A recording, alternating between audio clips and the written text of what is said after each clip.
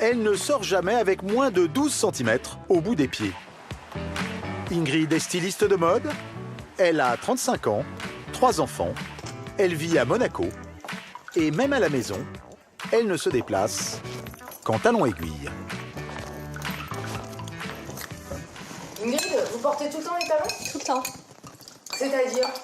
Écoutez, du matin jusqu'au soir, le travail, aller chercher les enfants à l'école, ressortir le soir. Je change de chaussures par contre.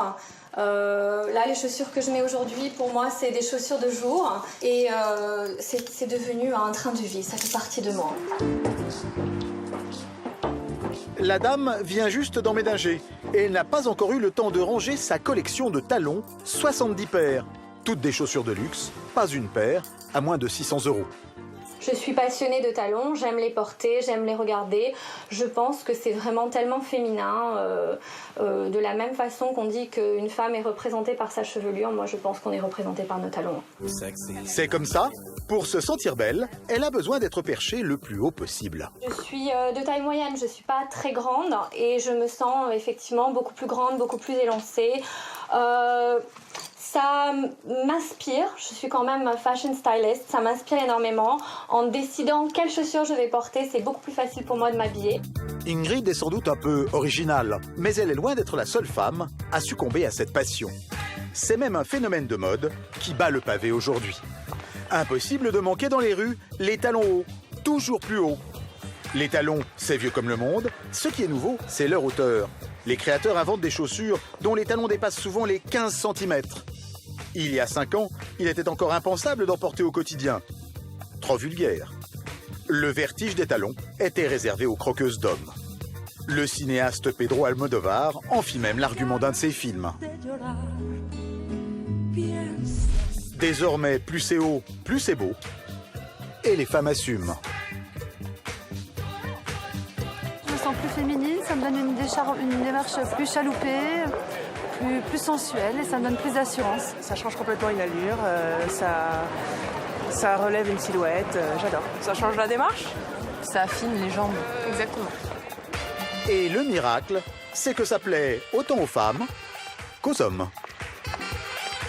Ça fait sexy, tu vois, ça remonte un peu le corps. Voilà. C'est pour ça que la plupart des filles mettent ça. C'est le côté affirmé d'une femme avec des talons qui vraiment, je trouve ça beaucoup plus joli. Le talon est tellement à la mode que le plus grand vendeur de chaussures sur Internet organise, pour faire du buzz, une course en talons hauts.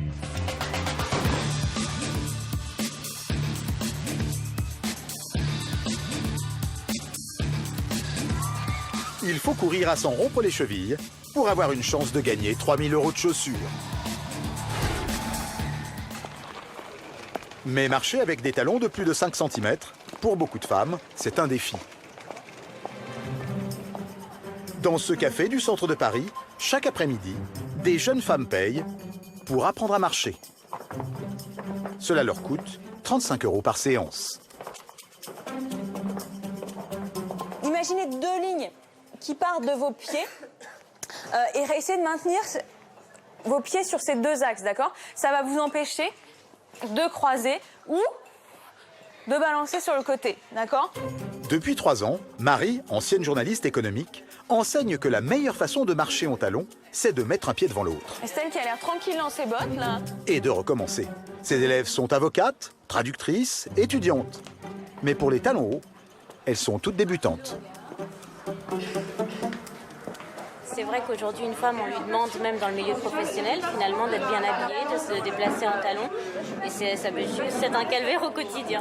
Donc, si on peut améliorer ça, voilà. Parce que c'est quelque chose qu'on n'a jamais appris à marcher avec des talons. On a essayé comme ça quand on était petite et puis après au final on s'y est mis mais on n'a jamais appris à marcher avec et on ne sait pas si on a la bonne démarche. Moi personnellement je me sens ridicule quand je marche en talons mais j'aimerais bien éviter que ça continue. Règle numéro 1, quand vous êtes en chaussures à talons, ne cherchez pas à marcher aussi vite qu'à plat. Voire plus vite pour certaines. Quand vous êtes en chaussures à talons, vous êtes des princesses, d'accord? On doit vous attendre et ça c'est absolument non négociable. On a remarqué que quand on cherchait à marcher vite en talons, on avait tendance à écarter les jambes en quête de stabilité. On a souvent la tête qui part un peu plus, encore plus en avant que les jambes. Et ça fait ça, quoi.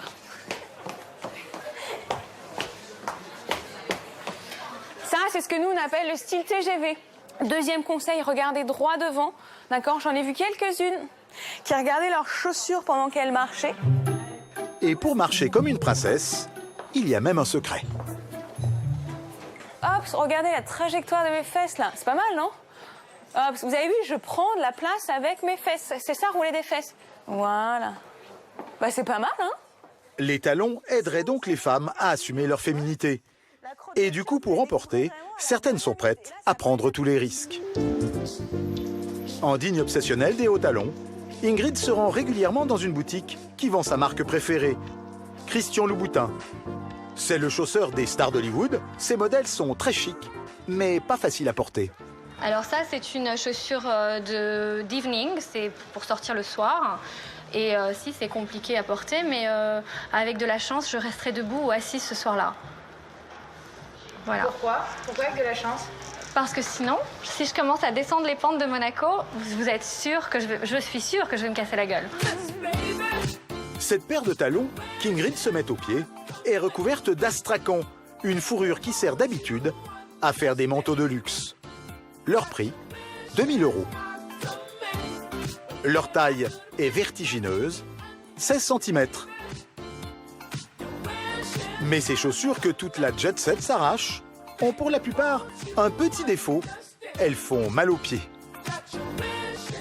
Et même la vendeuse le reconnaît. Les plus atroces à porter, ce sont les pointues. Hein. Et celle que j'ai au pied aujourd'hui? Ça fait mal aux pieds. Hein. C'est très pointu, très étroit. Pour peu que vous ayez le pied large ou des oignons, non, ça pied. Le talon est très fin. Hein. Donc tout le poids du pied repose devant. Les chaussures à hauts talons, c'est beau, c'est chic, c'est sexy. Mais attention, en abuser peut gravement nuire à la santé. Et les femmes qui en portent trop souvent peuvent se retrouver ici, dans cette clinique parisienne. Chaque année, le docteur Blandine Demelnard opère une centaine de patientes atteintes d'un hallus valgus, une déformation du pied, plus connue sous le nom d'oignon. Comment allez-vous? Très bien. Bon. Vous êtes content de votre pied gauche? C'était parfait, oui. Cette patiente s'est déjà fait opérer du pied gauche l'année dernière. De façon à ce que vous puissiez reporter les chaussures que vous désirez quand vous le désirez. Vous avez porté beaucoup de talons dans votre vie? Oui, beaucoup. C'est-à-dire? Quotidiennement. Des hauts? Des hauts, oui, 7 cm et même quelques fois plus. Et au bout d'un moment, vous avez eu mal, en fait, c'est ça? Tout à fait. Au bout d'un moment, j'ai constaté que mes pieds s'élargissaient. D'accord. Et que mes chaussures se déchiraient au niveau de l'orteil. La hauteur du talon de la chaussure modifie la répartition du poids du corps sur le pied. À plat, 30% du poids du corps est sur l'avant du pied. Avec 5 cm de talon, on passe à 70%. Et à partir de 10 cm de talon, 90% du poids du corps est sur l'avant du pied. C'est cette pression supplémentaire qui favorise des pathologies comme l'hallus valgus. Pour redresser le gros orteil, l'os est scié, puis une vis est ajoutée pour le consolider. C'est une chirurgie lourde qui se fait sous anesthésie. Plus les talons sont hauts, plus la déformation apparaît vite et risque de s'aggraver rapidement. Je déconseille quand même de porter des talons de 10 cm quotidiennement. Maintenant, comme je dis aux patientes, si vous voulez porter des talons hauts occasionnellement pour une soirée ou un dîner, il n'y a pas de souci. Mais je vous conseille pour le quotidien de mettre des chaussures dont les talons ne dépassent pas 4 cm, ce qu'on appelle la hauteur du talon bottier. Et bien entendu, de mettre des talons plus hauts quand vous voulez sortir pour être élégante. Mais uniquement pour sortir pour être élégante. Ingrid, elle, n'en est pas encore à la chirurgie lourde. Mais à force de porter des hauts talons, elle souffre d'une inflammation aiguë de l'avant du pied, ce qu'on appelle une métatarsalgie. Ça fait mal vraiment sur les coussinets, puisque c'est là que, quand vous êtes sur une envergure extrêmement haute, c'est là que tout l'appui du corps, plus le sac à main qu'on porte, ou alors le poids qu'on a sur soi-même, s'affaisse dessus. Pour elle, pas question de passer au bloc opératoire. Pour ne pas avoir à laisser ses talons dans leur boîte, elle préfère se tourner vers une toute nouvelle intervention médicale venue des pays anglo-saxons. Car cela peut paraître incroyable, on peut aujourd'hui adapter ses pieds aux chaussures les plus extrêmes. On appelle cela le loop job, en référence à la marque Louboutin. Accompagnée d'un ami, Ingrid a rendez-vous à Cannes avec un médecin esthétique, le docteur Foumontez. C'est le seul en France à proposer cette technique du loop job. Le principe, c'est d'injecter sous les coussinets du pied de l'acide hyaluronique, un produit qu'on injecte habituellement pour effacer les rides. Après les lèvres, les liftings ou les épilations, la médecine esthétique s'attaque aux pieds. Ça coûte 500 €. Comment allez-vous? Ça va, j'ai mal aux pieds. C'est vrai que vous avez mal aux pieds,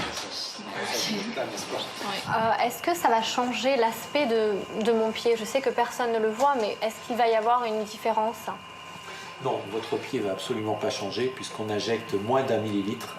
Vous allez simplement trouver que d'une, la douleur n'apparaît plus, beaucoup plus tardivement, et deux, que le pied est beaucoup plus stable, donc vous donne un équilibre sur les talons de façon beaucoup plus importante.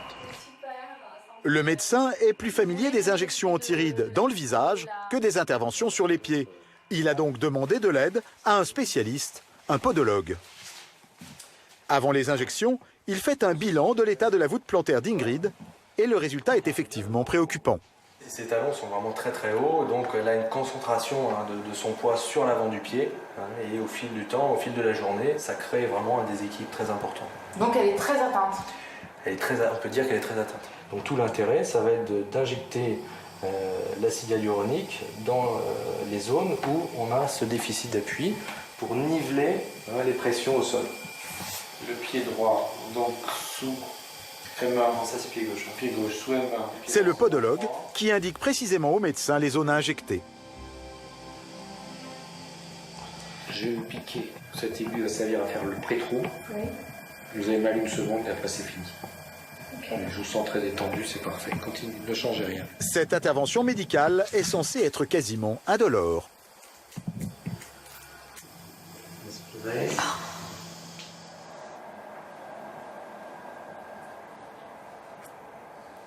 Non, là, ça me fait mal. Franchement, j'ai pas envie d'avoir des grosses douleurs, docteur. Ça, non. Là, ça me fait mal. C'est pas un peu une folie, quand même, que vous faites, là?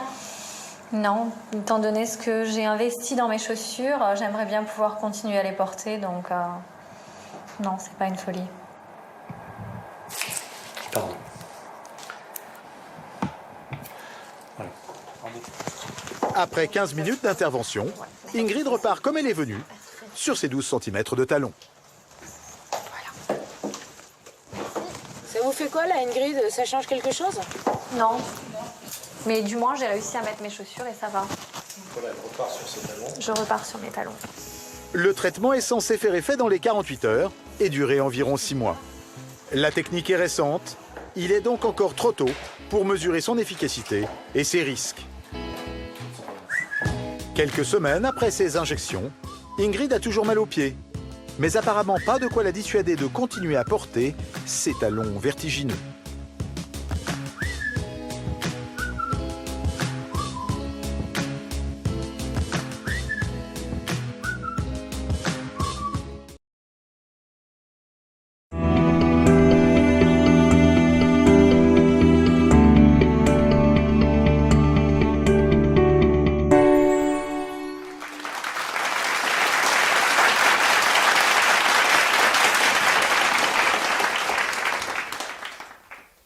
De paires de chaussures avez-vous dans votre placard?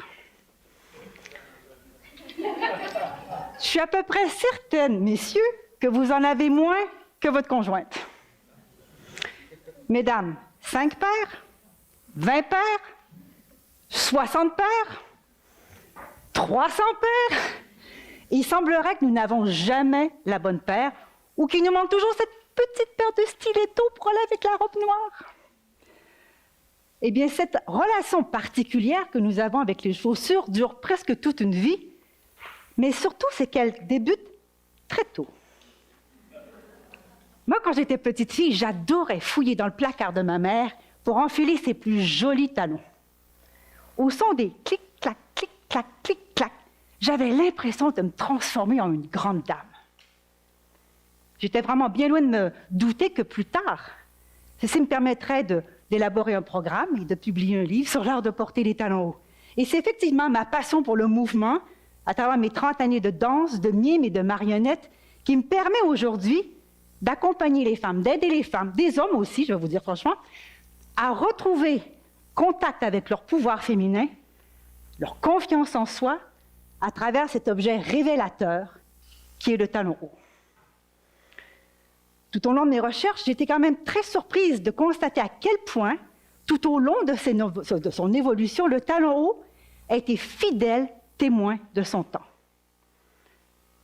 Si le talon haut puise ses origines au Proche-Orient du IXe siècle, alors que les cavaliers portaient des bottes à talons afin de mieux tenir sur leurs étriers, c'est à un tout petit bout de femme, de 15 ans, que nous devons le talon haut comme accessoire de mode. Afin de rivaliser avec la magnifique Diane de Poitiers, qui était à l'époque la maîtresse de son futur époux, Catherine de Médicis demanda à son boutique vénitien de lui confectionner une bottine à talons afin de pouvoir avoir un peu plus de panache le jour de son mariage avec le futur roi de France. Elle fit absolument sensation. Le talon haut fut adopté par toutes les cours d'Europe et il devient un signe distinctif de l'aristocratie. À ce titre, il fut longtemps porté par les hommes autant que par les femmes ou les enfants. Il évolua au cours de l'histoire, au cours des modes, des caprices des rois et de la dextérité de leurs artisans. Il faut quand même se rappeler que tout au long de son évolution, à l'instant où le talon haut était associé, identifié avec le pouvoir économique ou le pouvoir social ou à la fonctionnalité, il était nécessairement associé avec la domination masculine. A contrario, lorsqu'il était identifié avec la frivolité ou l'ineptie, ou encore qu'il présentait des valeurs érotiques, il était associé avec la féminité. Ainsi, sous l'influence des philosophes du siècle des Lumières, alors que la femme fut cataloguée comme un être irrationnel et par voie de conséquence inapte à devenir citoyenne à part entière, le talon haut fut abandonné par les hommes, il perdit son symbole emblématique d'objet de pouvoir pour devenir enfin un accessoire exclusivement féminin. Il n'en faudra pas plus pour que le talon soit récupéré par les artistes à travers la gravure et la peinture érotique. En 1863, Édouard Manet fut le premier peintre à illustrer une femme toute nue, talons aux pieds, sa fameuse Olympia. Mais ce sont surtout les pornographes de la fin du 19e siècle qui profitèrent de l'avancée technique de la photographie en série pour érotiser le talon haut.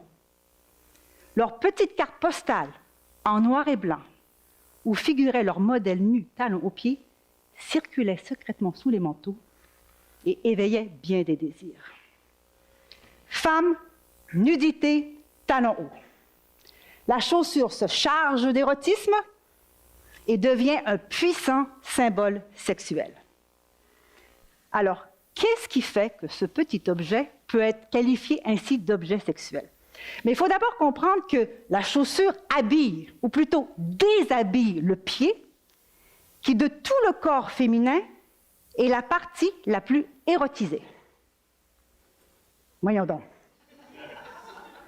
En Amérique, bien sûr que non. Le pied, c'est quelque chose de moche. Ça a des verrues, des cordes, des oignons, des pieds d'athlète. Mais partout ailleurs, depuis plus de 10 000 ans, le pied est hautement érotisé. Alors, ce pied, cette chaussure recouvre donc ce pied. Elle a souvent le bout pointu, ou du moins rond que plus pointu que rond. Elle a une coupe sinueuse, collante, sensuelle, qui colle à la peau.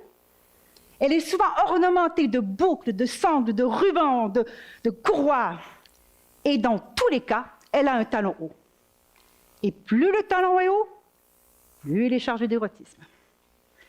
Il faut savoir que de tous les fétichismes sexuels, celui du talon et du pied sont encore aujourd'hui les plus pratiqués. Deuxième raison pour laquelle le talon haut est un symbole sexuel, c'est pour les effets qu'il provoque. Il provoque deux types d'effets. Des effets psychologiques et des effets physiologiques. Physiologiquement, qu'est-ce qui se passe? Il modifie le corps de la femme en accentuant ses attributs féminins tout en les érotisant. Le pied dans un talon paraît plus petit et cambré. Alors, ce pied, encore ici, on le veut petit et cambré. Pourquoi?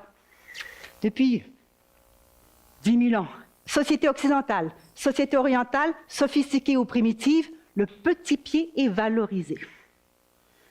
Même Dr. Alfred Kinsley, dans ses recherches des années 50, avait découvert que pendant l'orgasme, vous marquez ça ce soir, mesdames, messieurs, pendant l'orgasme, la femme pointe le pied comme une ballerine. Alors, le pied dans un talon haut nous rappellerait cette image de pied en pleine extase. Qu'est-ce qu'il fait d'autre que le talon haut? Il affine la cheville, il allonge la jambe, il fait rebondir les fessiers, il projette la poitrine vers l'avant quand on en a, il accentue la courbe des reins et il favorise le balancement du bassin, ce qui ne manque pas de titiller l'imaginaire masculin. Mais il fait aussi des drôles de choses, le talon haut, c'est-à-dire qu'il dérange la verticalité naturelle du corps en projetant le poids de la porteuse vers l'avant. Il dérange donc cette verticalité, il dérange la marche, il saccade le pas, il le raccourcit, et il est la cause de 1001 douleurs. Et malgré tous les avertissements du corps médical pour nous faire arrêter de porter des talons, des dangers, des blessures, des maux, etc., franchement, mesdames, allons-nous redescendre sur le plancher des vaches. Deuxième type d'effet, les effets psychologiques. Ils sont très différents si nous sommes la personne qui porte le talon ou la personne qui en est témoin. Mesdames, lorsque vous enfilez vos talons hauts, est-ce que vous ressentez quelque chose de particulier?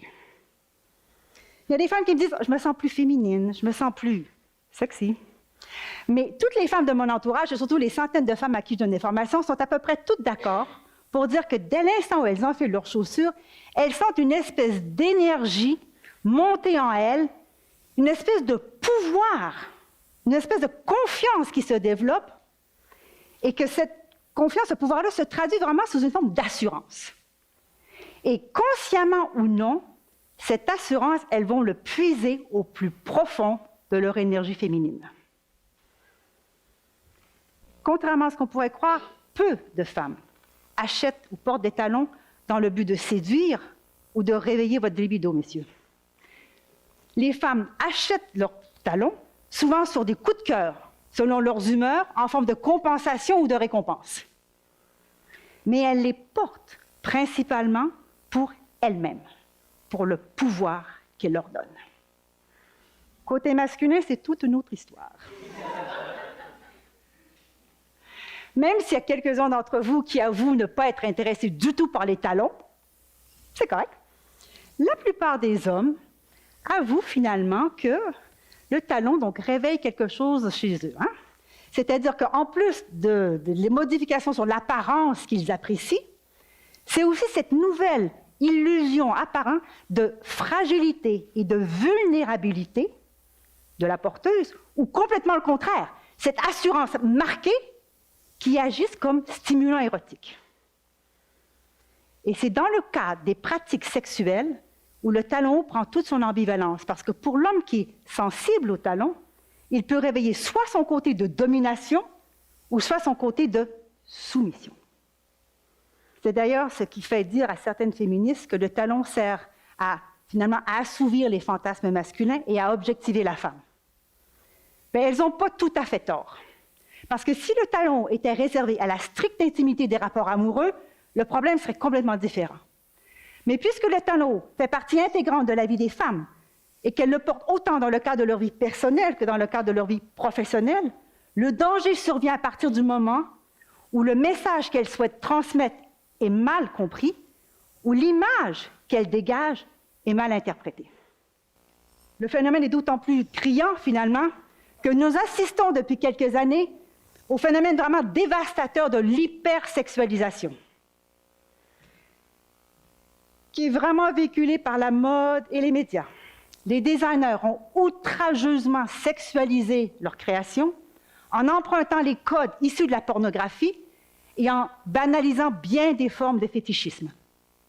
Il est parfois vraiment difficile de savoir si les chaussures en boutique, vraiment à qui elles sont destinées. Il faut savoir quand même que les talons hauts ont une personnalité qui leur est propre. et parfois très, très, très fortes. Et ce type de chaussures ne peuvent pas être portées par n'importe qui et dans n'importe quelle circonstance. Mais pourquoi? D'une part, à cause de la charge émotive qu'elles ont, mais aussi en raison de la difficulté de bouger avec ce genre de chaussures.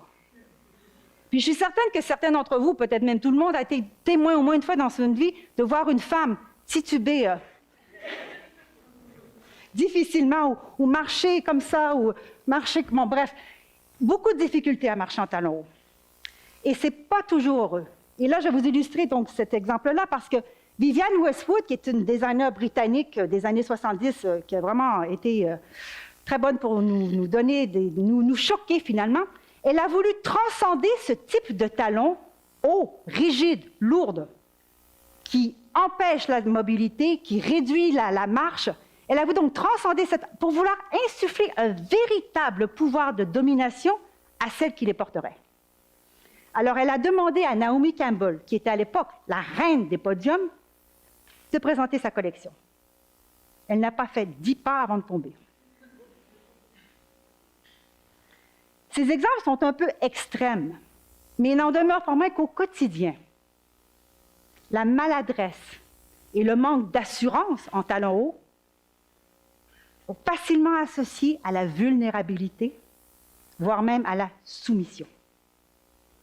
Parce que le talon peut prendre deux angles différents. Il peut être un objet de soumission ou un objet de pouvoir. La différence va se faire simplement dans la façon du choix du chaussure qu'on va faire, mais aussi et surtout dans la manière dont elle sera portée. Alors, afin d'éviter vraiment tout malentendu, moi, je vais vous donner les 3 clés. Connaître la signification des codes du talon haut et de sa représentation dans l'imaginaire collectif, afin de pouvoir choisir adéquatement le type de chaussures que nous allons porter en fonction de notre âge, de notre morphologie, du contexte et des circonstances.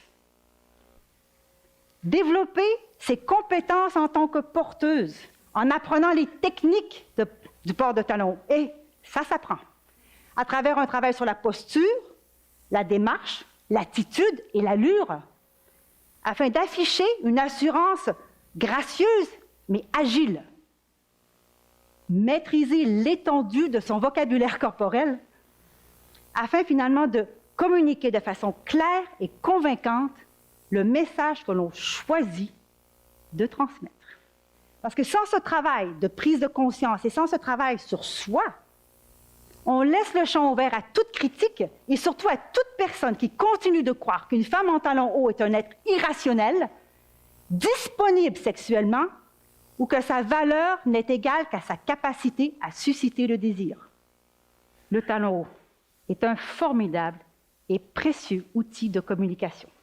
Il ponctue, module et affine finalement les relations entre individus.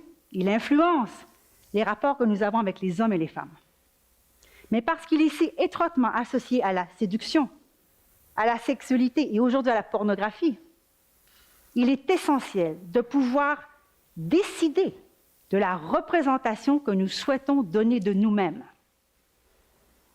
Parce que le talon n'a de sens que s'il nous permet d'affirmer notre identité et d'exprimer fidèlement qui nous sommes.